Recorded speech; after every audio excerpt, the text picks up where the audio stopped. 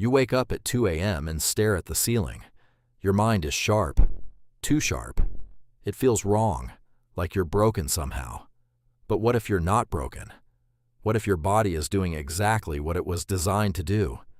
For most of human history, people didn't sleep the way you do. One long block, 8 hours, lights out until morning. That pattern? It's newer than you think. Historian Roger Ekirch spent 16 years combing through diaries, court records, and literature from medieval Europe. What he found changed everything we thought we knew about sleep.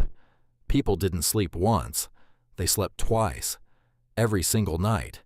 They called it first sleep and second sleep.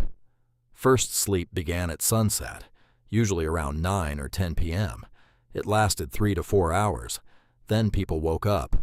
Naturally, without panic, they'd lie in bed and think, pray, have sex, talk to their partners. Some would get up, check on the fire, visit a neighbor, writers wrote. Poets wrote some of their most famous lines in that quiet window. Then, after an hour or two, they'd drift back into second sleep until dawn. This wasn't insomnia. This wasn't a disorder. This was just Tuesday. Ekirch found over 500 historical references to this pattern, from Homer's Odyssey to Charles Dickens. The phrase first sleep appeared in documents for centuries. Then, around the 1800s, it vanished almost completely from the written record. Why? The Industrial Revolution. Artificial lighting arrived. Factories needed workers on fixed schedules. The night shrank. Sleep was compressed into a single block to fit the clock, not the body. And here's what's remarkable. Your biology never got the memo. Psychiatrist Thomas Ware ran a landmark experiment in the 1990s. He took volunteers and stripped away artificial light. 14 hours of darkness every night for a month. No phones, no lamps, just natural darkness.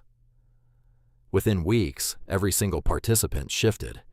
They began waking in the middle of the night, calm, alert, rested, then sleeping again before dawn.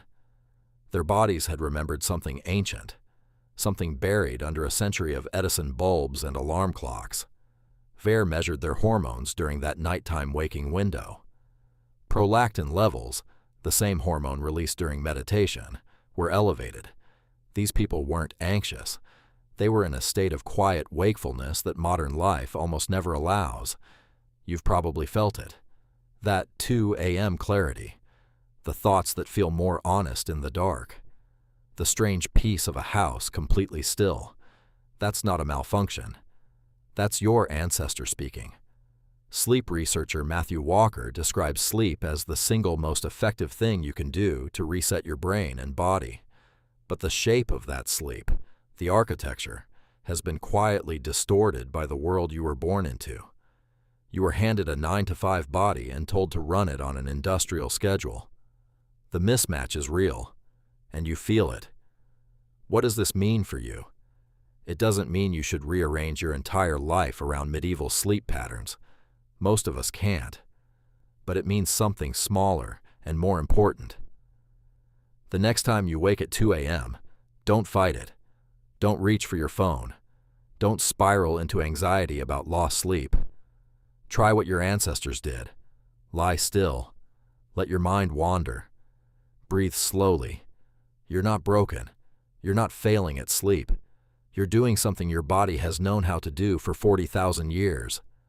The darkness isn't empty. It never was. And just like that, the ceiling you've been staring at becomes something else entirely. Not a reminder of everything wrong, but a quiet window, the same one your great-great-grandmother looked through, in the stillness between first sleep and second sleep, thinking thoughts she'd never think in daylight. You wake at 2 a.m. and stare at the ceiling. Maybe your body isn't broken at all. Maybe it just remembers something the modern world forgot.